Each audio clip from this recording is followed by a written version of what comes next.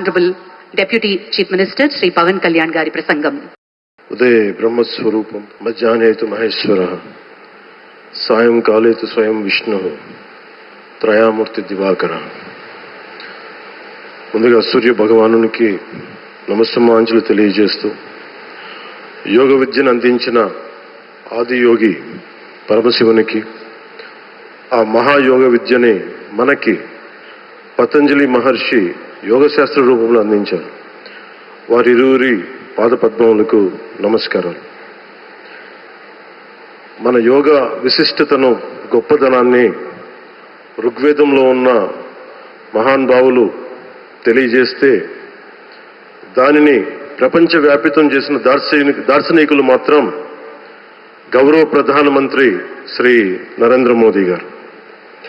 భారతీయ సనాతన ధర్మం తాలూకు విశిష్టతను యోగా ద్వారా విశ్వవ్యాపితం చేసిన ఘనత ఆయన సొంతం. యోగా సాధకులు ఎంతటి దృఢచిత్తాన్ని కలిగి ఉంటారు, ఒత్తిడి జయించి సంకల్ప సాధకులుగా ఎలా నిలబడతారన్న దానికి కూడా మన గౌరవ ప్రధాని శ్రీ మోదీజీ గారు నిలువెత్తు ఉదాహరణ. ప్రపంచ యోగా దినోత్సవం యావత్ భారతవానికి, భారతీయులకి దక్కిన గౌరవం. సరిగ్గా ఒక 2014లో అప్పుడే ఐక్యరాజ్య సమితిలో గౌరవ ప్రధానమంత్రి మోదీ గారు ప్రవేశపెట్టినప్పుడు దాదాపు 177 దేశాలు ఈ రెజల్యూషన్కి మద్దతు పలికినాయి.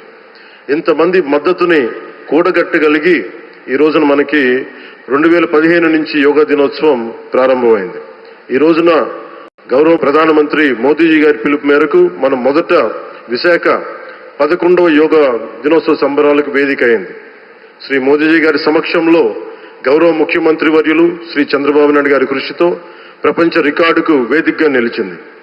విశ్వనరులు మోదీజీ గారి పిలుపు మేరకు యోగా ఒక వన్ ఎర్త్ వన్ హెల్త్, ఈ ఆరోగ్యం థీమ్ని ఈ వేదిక నుంచి ప్రతి ఒక్కరూ ముందుకు తీసుకెళ్లాలని మనస్ఫూర్తిగా కోరుకుంటూ, ఇక్కడ ఆసీనులైన మీ అందరికీ, ఇక్కడికి వచ్చేసిన ప్రతి ఒక్కరికి కూడా పేరు పేరున నా హృదయపూర్వక వందనాలు, నమస్కారాలు.